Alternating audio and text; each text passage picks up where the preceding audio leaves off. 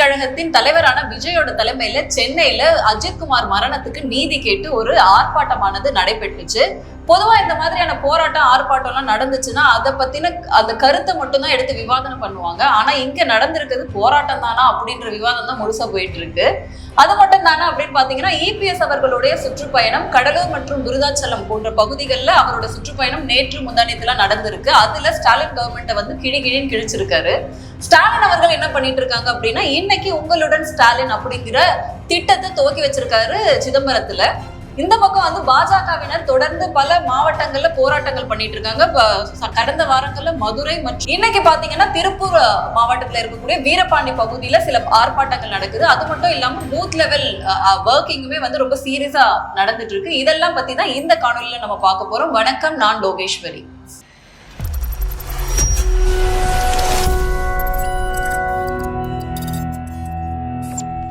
கடந்த ஞாயிற்றுக்கிழமை சிவானந்த சாலையில சென்னையில விஜயோடைய தமிழக வெற்றி கழகத்தின் சார்பாக வந்து அஜித்குமார் மரணத்துக்கு நீதி கேட்டு ஒரு போராட்டமானதை அறிவிச்சிருந்தாங்க.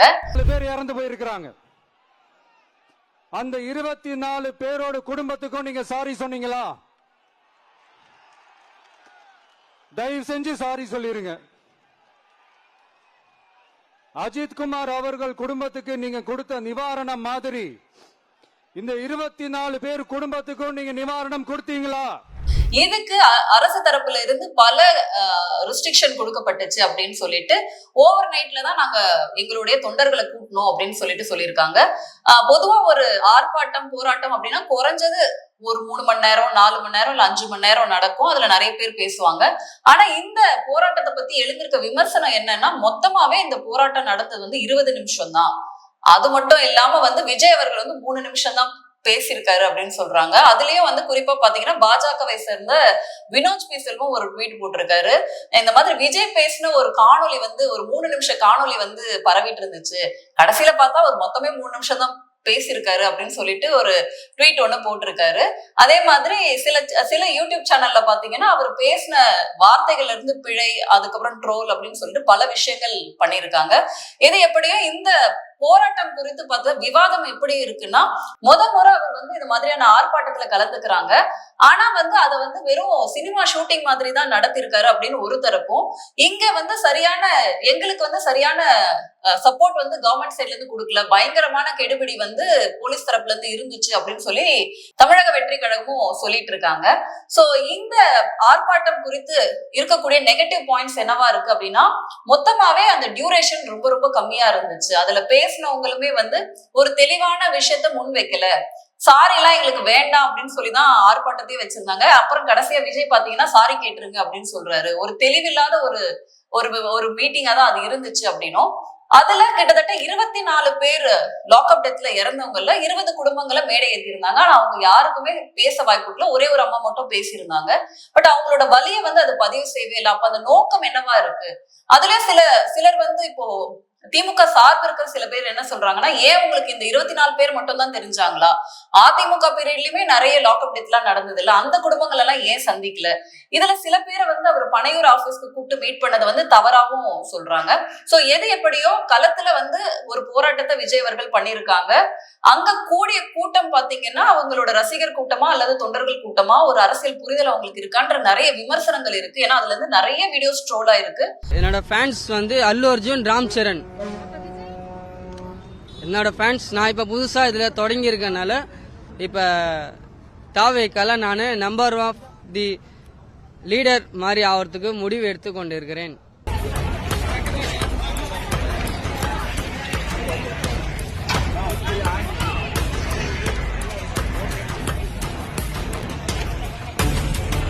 ஆனா வந்து இந்த ஆர்ப்பாட்டத்தை குறித்து ஒரு பேசு பொருளாக்கி இருக்காரு விஜய் அவர்கள். ஏன்னா அதுல வந்து அவர் மேடையில ஏத்திருந்த அந்த 20 குடும்பங்கள் அது வந்து நம்ம பாராட்டக்கூடிய விஷயம் தான். ஆனா அவங்களுக்கான வாய்ப்பை பேசுறதுக்கான வாய்ப்பை வந்து விஜய் அவர்கள் கொடுத்திருக்கணும் அப்படிங்கறதா இங்க பார்க்கப்படுது. இந்த பக்கம் இபிஎஸ் அவர்களுடைய சுற்றுப்பயணம் கடந்த 7ஆம் தேதி ஆரம்பிச்ச இந்த சுற்றுப்பயணம் வந்து இந்த கடந்த 2 நாள்ல எங்கெங்கெல்லாம் போனாங்க அப்படின்னா கடலூர் மற்றும் விருதாச்சலம், இன்னைக்கு வந்து ஜெயங்கொண்டம், அரியலூர் பகுதிகளில் வந்து அவருடைய சுற்றுப்பயணமானது இருக்கு. அனல் பரப்பும் ஸ்பீச் அப்படின்னு தான் சொன்னோம். ஏன்னா தொடர்ந்து ஸ்டாலின் அவர்களை வந்து ரொம்ப கேள்வி கேட்டிருக்காரு இபிஎஸ் அவர்கள். இதுக்கு முன்னாடி வந்து இபிஎஸ் அவருடைய ஸ்பீச் வந்து பாத்தீங்கன்னா நிறைய பேர் விமர்சனம் வச்சுட்டு இருந்தோம். ஆனா இப்ப வந்து இறங்கி அடிக்கிறாரு அப்படின்னு தான் சொன்னோம்.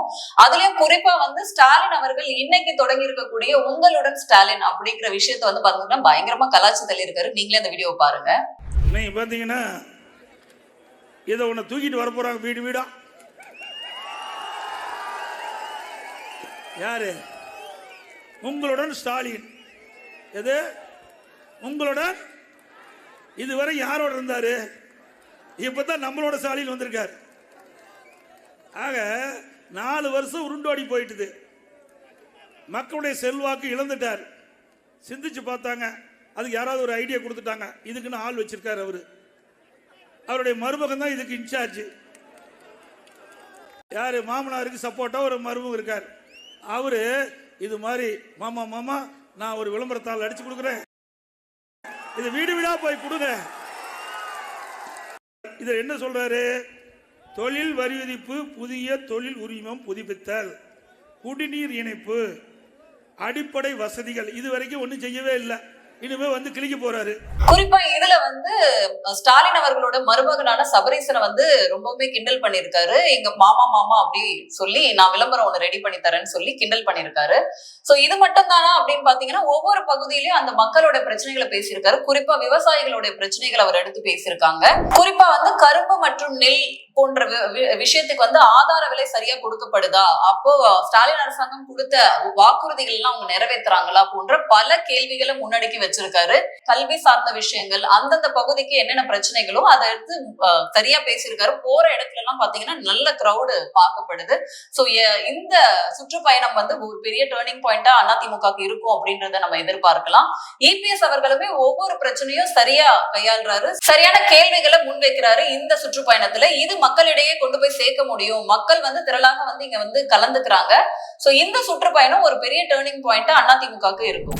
இன்னைக்கு உங்களுடன் ஸ்டாலின் அப்படின்ற ஒரு திட்டத்தை வந்து அறிமுகம் செஞ்சிருக்காரு நம்மளுடைய தமிழக முதல்வரான மு.க. ஸ்டாலின் அவர்கள். சிதம்பரத்துல இதோடைய துவக்க விழா ஆனது இருக்கு.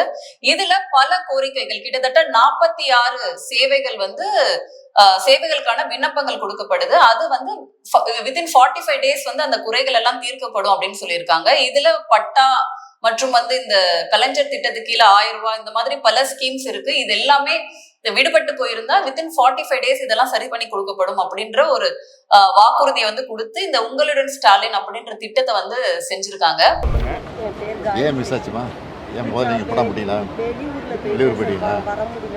அப்புறம் மாரியம்மா சிதம்பரம் சார். சரி, இப்போ வந்து ஃபாரம் கொடுத்தாங்க உங்களுக்கு? ஃபாரம் கொடுத்தாங்க சார். இங்கே வந்து வாங்கினீங்களா? முதல்ல உங்களுக்கு தேடி வந்துச்சு? வீட்டு தேடி வந்து வீட்டுக்கு வந்துருச்சு. சரி, கொடுத்துருங்க. எந்த ஊர்மா? சிதம்பரம். சிக்கன் சிக்கன் இப்போ வந்து காய் அதனால வாய்ப்பு இஎன்டி டாக்டர்லாம் காமிச்சிங்களா? இஎன்டி டாக்டர்லாம் காமிச்சிங்க, என்ன சொன்னாங்க? உங்களுக்கு வந்து ஸ்பீச்சு கொடுங்க, அதனால வந்து மிஷின் வாங்கி கொடுத்துருங்க. அது வாங்குறதுக்கு மூலயமா உங்கள் ஃபோனில் பதிவு பண்ணியாச்சு, கொடுத்துருவாங்க உங்களுக்கு. இதுல வந்து பல விமர்சனங்கள் இருக்கு. ஏன்னா வந்து இபிஎஸ் அவர்கள் கூட நேத்து சொல்லியிருக்காங்க, உங்களுடன் ஸ்டாலின் இப்ப கிளம்பி வரீங்க, 4.5 வருஷமா உங்க ஆட்சி தானே நடக்குது, நீங்க என்ன பண்ணிட்டு இருந்தீங்க? புதுசா எலெக்ஷன் வந்துருச்சு அப்படின்றதுக்காக வந்து இந்த மாதிரியான இதெல்லாம் செய்றீங்க. 4.5 வருஷமா நீங்க எல்லாம் என்ன பண்ணிட்டு இருந்தீங்க? ஸ்டாலின் மட்டும் தானா அப்படின்னு பாத்தீங்கன்னா கிடையாது. இவங்க வந்து உறுப்பினர் சேர்க்கை அப்படின்ற பேர்ல வந்து வீடு வீடா இவங்க பண்ற அக்கப்போர் வந்து தாங்க முடியல. அதுலயும் குறிப்பா வந்து பாத்தீங்கன்னா ஓடிபி கேட்டு நம்ம சில ஆடியோஸ் எல்லாம் கூட நம்மளுமே கேட்டிருந்தோம்.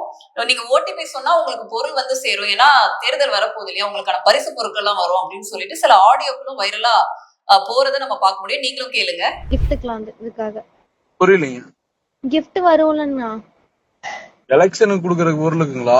ஆமாண்ணா. அதுக்கு கார்டு எதுக்குங்க? ஓடிபி எதுக்குங்க? அந்த கார்டுல இப்ப வந்துட்டு உங்க ஓடிபி போட்டு கார்டு, இப்போ உங்க ஓடிபி வாங்கினா தானே ரெஜிஸ்டர் பண்ற மாதிரி கொடுத்துருக்காங்க. ஒரு குடும்பத்துக்கு கட்சியில உறுப்பினர் ஆகிறதுக்குண்ணா. இல்லம்மா, நான் வேற கட்சியில இருக்கேன். அப்படிங்களா? நீங்க வாங்கி வச்சுக்கலாம். நான் வேற கட்சியில இருக்கேங்கம்மா. சரி சரி, ஓகேங்கண்ணா. எந்தெல்லாம் வாங்கினுக்குறா? நான் தான் உங்களுக்கு ஓட்டு போட மாட்டேன். நான் தான் ஓட்டே போடுவேன். எங்க வீட்டுக்காரையும் போட மாட்டா, யாருமே போட மாட்டாங்க. நீ என்ன? இப்படிதான் வந்து பாத்தீங்கன்னா இவங்களுடைய உறுப்பினர் சேர்க்கையானது நடந்துட்டு இருக்கு. மக்களை ஏமாத்தி அவங்கள வந்து உறுப்பினரா சேர்த்துட்டு இருக்காங்க. போற வரவங்க எல்லாம் புடிச்சு நீங்க எல்லாம் திமுக உறுப்பினர் அப்படின்னு சொல்லிட்டு சேர்த்துட்டு இருக்காங்க. சோ இதன் மூலமா என்ன தெரியுதுன்னா பலகீனம் அடைஞ்சிட்டு இருக்கு திமுக.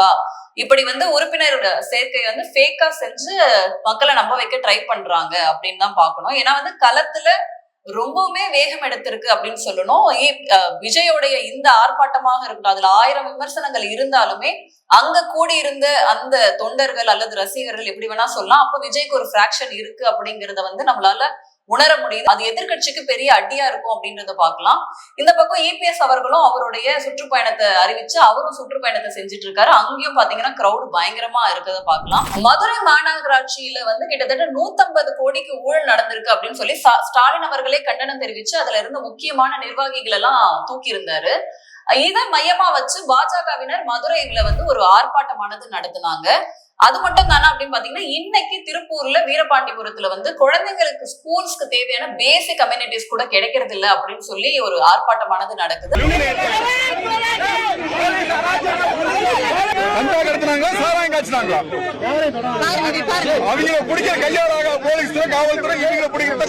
பாஜகவின் பெண் நிர்வாகி ஒருத்தர் வந்து தாக்கப்பட்டிருப்பதையும் நம்ம பாக்குறோம். இப்படி வந்து பாஜகவினரும் தொடர்ந்து வந்து குரல் எழுப்பிட்டே இருக்காங்க. என்னதான் இவங்க வந்து நாங்க வந்து ஸ்கூல் லெவல் எஜுகேஷனை நல்லா கொடுக்குறோம், நாங்க பல விஷயங்கள் கொண்டு வரோம், நாங்க தான் முன்னோடி அப்படின்னு சொன்னாலுமே இன்னைக்கு பல ஸ்கூல்ஸோட நிலைமை வந்து அவலத்துலதான் இருக்கு. கடந்த 2 நாள்ல மட்டும் பாத்தீங்கன்னா பல ஸ்கூல் குழந்தைங்களோட விஷயங்கள் நம்ம பாக்குறோம். ஒரு குழந்தை வந்து ஸ்கூல்ல கிணத்தை கிளீன் பண்ணும்போது அதுல விழுந்து செத்து போகுது. இன்னொன்னு பாத்தீங்கன்னா இங்க வந்து சில குழந்தைங்க வந்து டாய்லெட் கிளீன் பண்ற போல வந்து ஃபுட்டேஜஸ் புதுக்கோட்டையில இந்த மாதிரி நடந்திருக்கு. இதோடைய கிளிப்பிங்ஸுமே வந்து முன்னாள் பாஜக தலைவர் அண்ணாமலை அவர்கள் வந்து வெளியிட்டிருக்காங்க.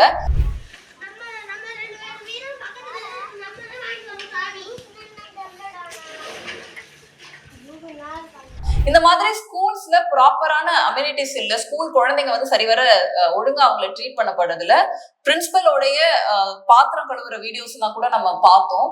சோ இப்படி ஒரு ப்ராப்பரான அட்மினிஸ்ட்ரேஷன் அப்படிங்கிறது சரியா நடக்கல அப்படின்ற கேள்வியை வந்து பாஜகவினர் தொடர்ந்து எழுப்பிட்டே வராங்க. இந்த லட்சணத்துலதான் நம்ம வந்து கவர்மெண்ட் ஸ்கூல்ஸா இருக்கட்டும், கவர்மெண்ட் ஸ்கூல் குழந்தைங்களா இருக்கட்டும், இவங்களை இப்படிதான் ட்ரீட் பண்ணிட்டு இருக்கு இந்த அரசாங்கம். இப்படி எந்த பக்கம் திரும்பினாலும் இந்த திராவிட மாடல் ஆட்சி, சாரி மாடல் ஆட்சி, அப்பா மாடல் ஆட்சி அப்படின்னு பல மாடல் நம்ம சொன்னாலுமே எங்க பார்த்தாலும் பல பிரச்சனைகள், சட்ட ஒழுங்கு பிரச்சனை, குழந்தைங்க கஞ்சா அடிச்சுட்டு அதுங்க பண்ற அக்கப்போரு, இந்த மாதிரி சமூக சீர்கட்டு இருக்கிறத நம்ம பார்க்க முடியும். இதெல்லாம் மறந்து வந்து இன்னும் பெருமையா வந்து திமுகவினர் சொல்லிட்டு இருக்காங்க, நாங்க வந்து ரொம்ப கிளீனான கவர்மெண்ட் தான் கொடுத்துட்டு இருக்கோம், எந்த கொம்பனாலும் எங்க ஆட்சியை குறை சொல்ல முடியாது அப்படின்னு. ஆனா தினம் இது மாதிரி நடக்கிற விஷயங்களை நம்ம பார்த்துட்டு தான் இருக்கோம். சரி, இதெல்லாம் இப்படி இருக்க இந்த வள்ளுவரை இவங்க கையில விடுற மாதிரி தெரியல. அவரை வச்சு ஒரு AI வீடியோ வந்து வெளியிட்டு இருக்காங்க. அதை பார்க்கவே வந்து பாத்தீங்கன்னா ஒரு பக்கம் வைரமுத்து அவர்கள், நடுவுல வந்து ஸ்டாலின் அவர்கள், இந்த பக்கம் திருவள்ளுவர், அவர் வந்து ஸ்டாலின் அவர்களை பார்த்து காப்பி அடிச்சு எழுதுற மாதிரி. அதை வச்சு இந்த நட்டிசன்கள் பாத்தீங்கன்னா ஐயா MK ஸ்டாலின் அவர்கள் சொன்ன திருக்குறள் எல்லாம் போட்டு பயங்கரமா கலாச்சி தள்ளிட்டு இருக்காங்க. எப்போதுமே வள்ளுவரை வந்து மதம் மாற்றம் செய்து அவரை வந்து வெள்ளை சாயம் பூசி அவரை வந்து ஒரு பாதிரியார் போல உருவகம் படுத்துறது அப்படிங்கிறது திராவிட கலாச்சாரத்துல, திமுக கலாச்சாரத்துல இருக்கு அப்படின்னு சொல்லணும். வள்ளுவர் நம்ம முன்னோர்கள் எல்லாம் எப்படி பார்த்தாங்க அப்படின்னா அவரை வந்து நெத்தியில விபூதியோடையும் ருத்ராட்சியோடையும் பூனலோடையும் இப்படிதான் வந்து வள்ளுவர் பார்த்தாங்க. நிறைய ஆதாரங்களை TS கிருஷ்ணன் போன்ற ஆய்வாளர்கள் வந்து வெளியிட்டு இருக்காங்க. ஆனா வந்து தொடர்ந்து இது இப்ப கிடையாது, பல காலமா வள்ளுவருக்கு இந்த சாயம் பூசுற வேலை ஒரு சில மேடைகள்ல வந்து திருமாவளவன் அவர்களே பேசியிருக்காங்க. இப்படி வள்ளுவரையே மதம் மாற்றம் செய்யக்கூடிய வேலைதான் இங்க நடக்குது. ஆனா வந்து பாத்தீங்கன்னா இவங்க செகுலரிசம் பத்தி நிறைய பாடம் எடுப்பாங்க. வள்ளுவரை மறுபடியும் திமுகவினர் கையில எடுத்திருக்காங்க அப்படின்னு தான் சொல்லணும். அந்த AI பாக்குறதுக்கே ரொம்ப வந்து காமெடியா தான் இருந்துச்சு. எதுக்கு இந்த மாதிரியான வேலை திமுகவினருக்கு அப்படின்னு தெரியல. எது எப்படியோ எல்லா கட்சியும் களத்துல இறங்கி மக்கள் சேவையை செய்யறேன் அப்படின்ற பேர்ல கிளம்பிட்டாங்க. இந்த பக்கம் உங்களிடம் ஸ்டாலின், இந்த பக்கம் மக்களை காப்போம், தமிழகத்தை மீட்போம். இவங்க வந்து சாரி மாடல் பத்தி ஒரு ட்ரால் வந்து TVKவினர், பாஜகவினர் பூத் லெவல்ல அவங்க கட்சியை வலிமைப்படுத்துறதுக்காக அவங்களுடைய பூத் கமிட்டி மீட்டிங்ஸ் தொடர்ந்து பாஜகவின் மாநில தலைவரான நயினார் நாகேந்திரன் அவர்கள் ஒவ்வொரு பூத்லயும் அனாலிசிஸ் பண்றாரு.